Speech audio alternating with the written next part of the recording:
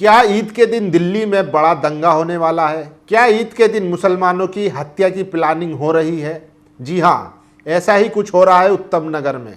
उत्तम नगर में जब से तरुण की हत्या हुई है, जब से लेकर अब तक तमाम हिंदू संगठन वहां जा जाकर मुसलमानों को मारने की, काटने की, उनको निकालने की धमकियां दे रहे हैं। ये सोशल मीडिया पर खूब वायरल है। कल 15 तारीख, कल भी उत्तम नगर के एक पार्क में एक आक्रोश सभा हुई, जिसमें देश भर के तमाम इलाकों से वहां लोग पहुंचे। इसमें एक बात ध्यान रखने वाली है, इसमें उत्तम नगर के जो लोकल लोग हैं वो शामिल नहीं हैं। इक्का दुक्का को छोड़ दे तो, या उसके परिवार को छोड़ दे, बाकी जो जनता है उत्तम नगर की वो इस रैली में, इस सभा में शामिल नहीं है। लेकिन जितने भी ये लोग आए हुए हैं, मेरठ से और एनसीआर के आसपास के जितने भी इलाकों से ये लोग जमा हुए हैं, सब खुलेआम एक ही बात कह रहे हैं, इस ईद पर हम खून की होली खेलेंगे और उत्तम नगर में खेलेंगे और इन मुल्लों के घरों के सामने, मस्जिदों के सामने सुअर काट कर फेंकेंगे। ये खुलेआम धमकियां दी जा रही है। क्या पुलिस को, प्रशासन को ये सब दिखाई नहीं दे रहा है? क्या इनको खुली छूट दे दी जा रही है कि हाँ, ईद पर आप आइए और मुसलमानों के खून से होली खेलिए? सोचिए, दो परिवार के विवाद को किस तरीके से पेश किया गया है। पूरे समुदाय को निशाने पर लिया जा रहा है। सबसे पहले वहां पर लोगों ने मुसलमानों को मारने की कोशिश की, वो किसी वजह से बच गए, लेकिन गलती से और बदकिस्मती से तरुण की हत्या हो जाती है, उसकी मौत हो जाती है उस झगड़े में।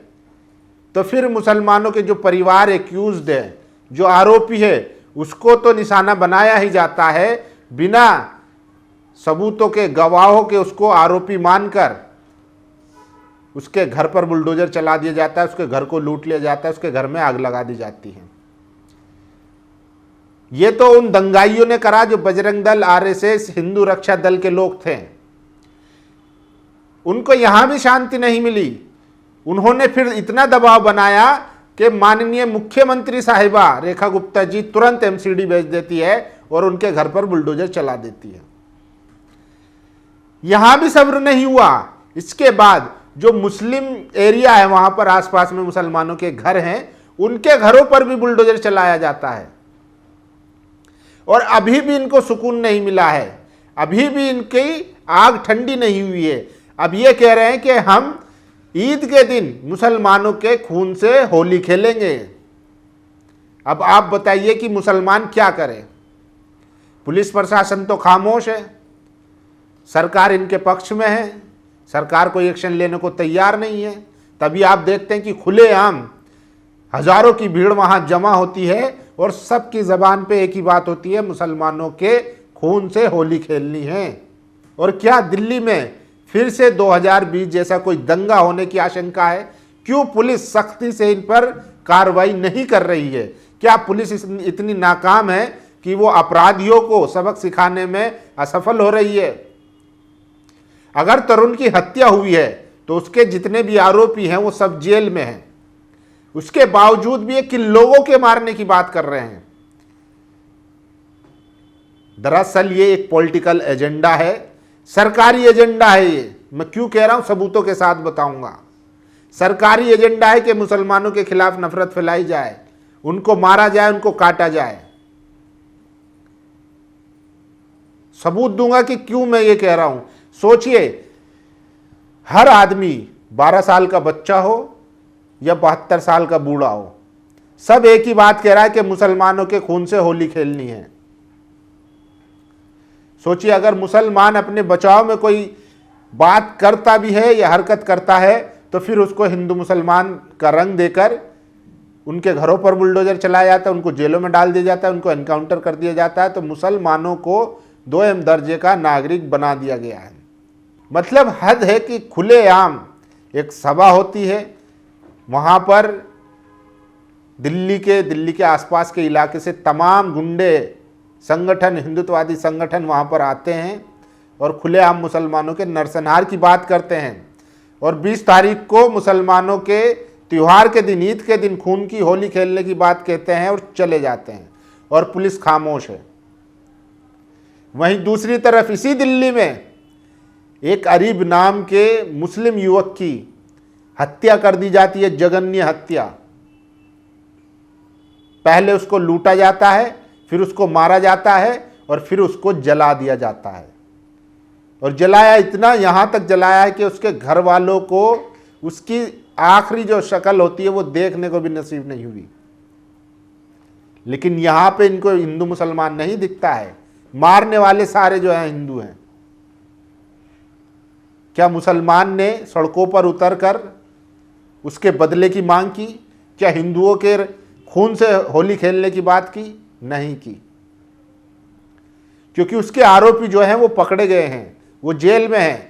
और मुसलमान को इस देश के कानून पर पूरा भरोसा है कि वो न्याय संगत इंसाफ करेगा। हालांकि अभी जिस तरीके का माहौल है उससे उम्मीद तो नहीं की जा सकती, लेकिन फिर भी मुसलमान इस देश के संविधान और कानून में आस्था रखता है, इसीलिए वो सारी जो है जिम्मेदारी छोड़ देता है प्रशासन पर, अदालत पर, कि आप फैसला करिए, देखते हैं आपके अंदर में कितना गुदा इंसाफ करने का। लेकिन नतीजा निराशा ही मिलती है। अगर इसी तरीके से, जिस तरीके से ये तमाम हिंदू संगठन जो है उत्तम नगर में सभाएं कर कर मुसलमानों को गाली दे रहे हैं, उनके नरसंहार की बात कर रहे हैं, इसी तरीके से अगर मुसलमान इकट्ठा होकर अरीब के लिए इसी तरीके की मांग करें तो फिर क्या होगा देश में? गृह युद्ध छिड़ेगा, लोग आपस में एक दूसरे को मारेंगे, एक दूसरे के हत्यारे बन जाएंगे।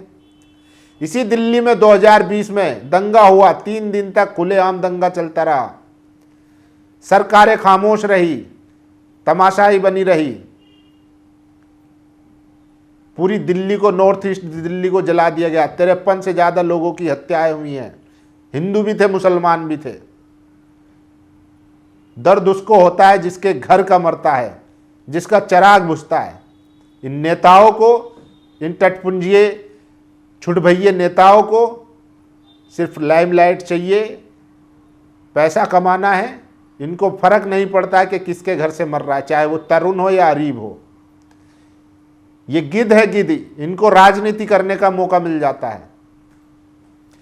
सोचिए तो, ऐसी ही कुछ देखिए वीडियो जो वायरल हो रही है, मैं वो आपको बता देता हूं कि कैसे पूरे उत्तम नगर का माहौल बिगाड़ने की साजिश रची जा रही है। और इस ईद पर कौन है ये लोग जो ईद पर मुसलमानों के रंग से होली खेलने की बात कर रहे हैं? ये देखिए सबसे पहले ये पोस्टर। 15 तारीख को उत्तम नगर के एक पार्क में सभा होती है जहां पर ये सारे जो है गिद्ध जमा होते हैं, और कहा जा रहा है कि 20 मार्च को उत्तम नगर में मनाई जाएगी होली। कौन कौन जाएगा होली खेलने? तो क्या सरकार और पुलिस प्रशासन को ये नहीं दिख रहा है? क्या 20 तारीख को ईद के दिन झगड़ा करवाने की, दंगा करवाने की पूरी साजिश रच दी गई है और मुसलमानों को फिर से निशाना बनाया जाएगा? देखिए, अपूर्वानंद ने दिल्ली पुलिस और सीपी को टैग करते हुए लिखा है, please take note, open hate assembly today at Uttam Nagar, open threat to disrupt Eid, expect you to stop it and ensure a fearless peaceful Eid, provide security to the Muslim in Uttam Nagar and Delhi, do not allowed a repeat of 2002। वही बात कह रहे हैं कि 2020 में जो दंगा हुआ था उसको दोहराने मत दीजिए, और टाइम रहते, वक्त रहते एक्शन लीजिए। और ये जितने भी इस तरीके के लोग हैं, इसीलिए देखिए आप, अमेरिका की एक संस्था ने कहा है कि आरएसएस पर बैन लगना चाहिए। ये देश में, दुनिया में नाम रोशन करवा रहे हैं देश का। और सोचिए, उस पुलिस प्रशासन से क्या ही उम्मीद करेंगे जहां पर एक बलात्कारी को वीआईपी ट्रीटमेंट दिया जा रहा हो, मंदिर मंदिर उसको दर्शन कराए जा रहे हो। आप उन लोगों से जरा सी भी इंसाफ की उम्मीद कर सकते हैं? जो एक बच्ची का बलात्कारी हो, उसको वीआईपी बनाकर मंदिर मंदिर दर्शन दिए जा रहे हैं, जो सजा याफ्ता है। ऐसे लोगों से, ऐसी सरकार से, ऐसे प्रशासन से आप इंसाफ की उम्मीद करते हैं? देखिए, रेप कन्विक्टेड अपराधी आसाराम को अयोध्या के बाद वाराणसी में वीआईपी ट्रीटमेंट, बताइए, वीआईपी ट्रीटमेंट दिया जा रहा है। और ये देखिए, ये अरीब का जनाजा है जिसकी नृशंस हत्या कर दी गई है, जला दिया गया मारने के बाद। लोग इसको जो है लूटपाट का मामला बता रहे हैं। मतलब मीडिया देखिए कितनी शातिर है, लूटपाट का मामला बता रही है इसको। अगर पीड़ित मुसलमान है, आरोपी हिंदू है, तो लूटपाट का मामला हो गया। और अगर पीड़ित हिंदू है और आरोपी मुसलमान है तो दो आपसी परिवार के झगड़े भी हिंदू मुस्लिम हो जाते हैं। इतने बेशर्म और खतरनाक लोग हैं। सोचिए, अगर ये लूटपाट का मामला था तो फिर उसको इतनी बेरहमी से मारा क्यों गया, और मारने के बाद उसको जला भी दिया गया। ये दरअसल ये नफरत है मुसलमानों से जो इनके जहनों में, दिलों में भरी पड़ी है। इसीलिए चाहे बुढ़ा हो, बुजुर्ग हो, महिला हो, सब हर कोई जो है मुसलमानों के खून से होली खेलने की बात कर रहा है। आपने देखा होगा आए दिन अगर लूटपाट का मामला होता है तो चोर सिग्नेचर क्या करता है, वो आपसे पैसे छीनेगा, मोबाइल छीनेगा, कुछ भी आपके पास कीमती चीज रहेगी वो छीनेगा। आपको या तो धक्का देगा या ज्यादा से ज्यादा क्या करेगा, ब्लेड विलेड मार के भग जाएगा। लेकिन यहां पर उसको निरसंस तरीके से मारा गया, मारने के बाद जलाया भी गया। ये कब होता है, जब नफरत होती है। सोचिए, गरीब के लिए कोई आवाज उठाने वाला नहीं है। और ये देखिए 15 मार्च को जो पंचायत हुई है, आक्रोश सभा हुई है उत्तम नगर में, कैसे मुसलमानों को खुलेआम मारने की बात की रही है। पहला व्यक्ति है, ये व्यक्ति खुलेआम हथियार लेकर आएंगे, होली खेलेंगे जैसी बातें कर रहा है। उत्तम नगर में आक्रोश सभा के नाम पर इस प्रकार शांति और सौहार्द बिगाड़ने वाले बयान दिए जा रहे हैं। कृपया मामले का संज्ञान लेते हुए आवश्यक कार्रवाई सुनिश्चित करें। किससे कार्रवाई की उम्मीद कर रहे हैं। और ये देखिए, अरीब की मां कह रही है कि उसने अपने बेटे की आखिरी वक्त में सूरत तक नहीं देखी, इतनी बुरी तरीके से मारा था। तो या तो मुसलमान बुजदिल हो चुका है या फिर उसका संविधान में और कानून में आस्था है इतनी कि वो हत्या होने के बावजूद भी सड़कों पर नहीं उतर रहा है। प्रोपेगेंडा फिल्म देखने के बाद थिएटरों में कस्में खाई जा रही है मुसलमानों के बाइकाट की, आर्थिक, सामाजिक, कि मुसलमानों का बाइकाट करो। मतलब सोचिए इनका होगा क्या। एक फिल्म देखकर ये इतने भावुक हो जाते हैं कि अपने पड़ोसी से, अपने देश के नागरिक से इतनी नफरत करने पर मजबूर हो जाते हैं कि उसको बाइकाट करो, उसको भगाओ, पाकिस्तान भगाओ। इतना भी इनमें सेंस नहीं है तो फिर क्या ही कीजिएगा। और ये देखिए, मैं क्यों कह रहा हूं कि ये सरकार स्पॉन्सर करती है। ये सांसद हैं बीजेपी के अलीगढ़ से, कह रहे हैं सुबह 4 बजे उठकर जो है होय होय करते हैं और इन लोगों को सरकार बहुत कुछ दे रही है, अब इनका जो है ईदगाह में नमाज मत पढ़ने दीजिए। ये सांसद है, जनता के प्रतिनिधि चुने हुए हैं बीजेपी के। इसलिए हम कह रहे हैं कि ऊपर से नीचे तक जो है पूरा एक सिस्टमेटिक तरीके से मुसलमानों के नरसंहार की बात की जा रही है। और आखिर में जाते जाते ये और सुनिए, देखिए उत्तम नगर में तरुण को श्रद्धांजलि देने के नाम पर लोग एकत्रित हुए और उसी भीड़ में एक व्यक्ति पुलिस प्रशासन सिर्फ 5 मिनट हट जाए फिर ये खुलेआम धमकी दे रहा है। इससे पहले भी ईद के दिन होली को लेकर कुछ लोगों द्वारा भड़काऊ बयान दिया जा चुका है। इस तरह भीड़ के रूप में एकत्र होकर सांप्रदायिक माहौल बिगाड़ने की मंशा दिखाई दे रही है। आखिर में इतनी छूट कैसे मिल रही है, कौन दे रहा है? सरकार दे रही है, पुलिस दे रही है, वरना अन्यथा अब तक ये जेल में होते। देखिए 5 मिनट में मुसलमानों का सफाया करने की बात कर रहे हैं। और ये देखिए ये है सरकार के एडवाइज़र हैं एक तरीके से, आप समझिए दिलीप मंडल। ये क्या लिखते हैं, होली और नमाज में अंतर है। होली प्रेम और मिलाप का पर्व है, किसी को रिजेक्ट करने का नहीं, जबकि नमाज में नफरत है, इसमें अल्लाह के अलावा सबको रिजेक्ट किया जाता है। सोचिए, इसलिए सरकार पूरा ये कैंपेन चला रही है। सरकार के आदमी है, सरकारी तनख्वाह लेते हैं। ये कह रहे हैं कि नमाज नफरत वाला काम करती है जबकि होली हिंदू मतलब प्रेम वाला काम करती है। तो इस तरीके से जब सिस्टमेटिक तरीके से कैंपेन चलाया जाएगा मुसलमानों के खिलाफ तो फिर क्या होगा, इसी तरीके का रिजल्ट देखने को मिलेगा कि बच्चा। और ये देखिए ऑनलाइन जो है एक बंदा ये रहता सऊदी में है, मुसलमानों के कंट्री में रह रहा है, वहाँ पे काम कर रहा है, पैसा कमा रहा है, सब कुछ कर रहा है, लेकिन इसको ये समर्थन करता है इजराइल का। ये भारतीय है वैसे, और ये कहता है कि देखिए कैसे हमारे देश में भी मुसलमान हैं और इनको जो है मारना चाहिए, इनकी बीवी को, बच्चों को, सबको मारना चाहिए। ये इजराइल जो नरसंहार कर रहा है उसको सपोर्ट करता है, कहता है मुझे मौका मिलेगा मैं भी जाके यही करूँगा। लेकिन ये सऊदी में रहा है, वहाँ से अपना काम करता है, पैसा कमाता है और अपना घर परिवार चला रहा है। तो नफरत का लेवल देखिए कहाँ तक है। और ये देखिए ये योगी बाबा ये कह रहे हैं कि मैं गाय खाने वालों को, गाय काटने वालों को खुलेआम मारूंगा और मस्जिदों पर चढ़कर जो है भगवा झंडा फहराऊंगा। क्या इनके खिलाफ कार्रवाई होगी? और देखिए उत्तम नगर में इस टाइम सबसे बुरे हालात है और एक बड़े दंगे की तैयारी की जा रही है। खुलेआम वीडियो आ रही है, खुलेआम धमकियां दी जा रही हैं, लेकिन ना पुलिस कुछ कर रही है, ना प्रशासन कुछ कर रहा है। ऐसे ही देखते देखते वहाँ पर मुसलमानों की हत्याएं भी कर दी जाएगी, उनके घरों को जला भी दिया जाएगा और बाद में फिर लीपापोती भी हो जाएगी। सोचिए, वहाँ पर नारे लगाए जा रहे हैं कि गोली मारो, जो इनके फेमस सबसे नारे हैं गोली मारो वाला। और ये देखिए, ये महिला है, ये मेरठ से जाकर उत्तम नगर में मुसलमानों को गालियां बक रही है और उनको ख़त्म करने की बात कर रही है। और इनकी 50 से ज़्यादा उम्र है। इनको अपने बच्चों को, घर परिवार को देखना चाहिए, इंसान बनाना चाहिए, उन्हें पढ़ा लिखा कर इस देश की सेवा करवानी चाहिए। लेकिन ये खुद नफरत में डूबी हुई है तो बच्चों का क्या ही करेगी। और ये देखिए, ये कह रहा है हम जय श्री राम के नारे लगवाएंगे, ईद के दिन उनके घर के सामने कटा हुआ सुअर फेंक देंगे, उनमें से 25 का इनकाउंटर कर देना है। सोचिए, मतलब जो आरोपी हैं वो ऑलरेडी जेल में हैं, उनको भी चोटें आई हैं, बस उनकी बदकिस्मती इतनी है कि उनमें से कोई मरा नहीं है। तरुण की मौत हो जाती है अस्पताल के इलाज के दौरान अस्पताल में। बस इसी की सजा पूरे मुसलमानों को देने की कोशिश की जा रही है।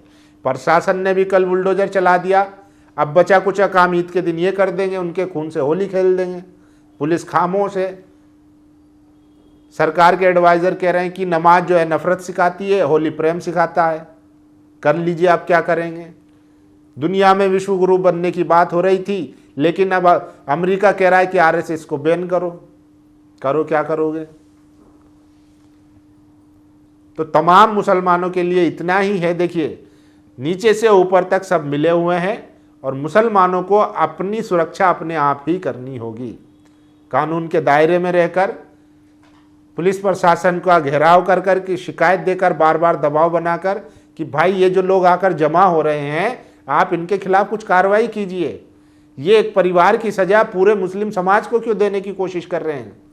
और इसमें उत्तम नगर के लोग नहीं हैं, ये लोग बाहर से जाकर जो इधर उधर दंगाई करते हैं, जिनके पास कोई काम धंधा नहीं है, वो लोग जाकर जो है वहां पर माहौल खराब कर रहे हैं। जबकि वहां के जो लोकल रहने वाले लोग हैं वो कहते हैं कि हमारा आपस में भाईचारा है, हम एक दूसरे के साथ रहते हैं।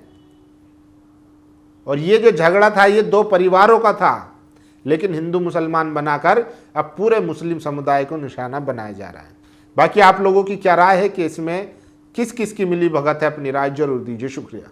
नेशनल दस्तक की आपसे गुजारिश है कि अगर इसको बचाना चाहते हैं तो नेशनल दस्तक को सब्सक्राइब करने के लिए रेड कलर के सब्सक्राइब बटन को दबाएं, फिर बेल आइकन की घंटी दबाएं। नेशनल दस्तक को बचाने के लिए बहुत जरूरी है कि हर खबर को शेयर करें, लाइक करें, कमेंट जरूर करें।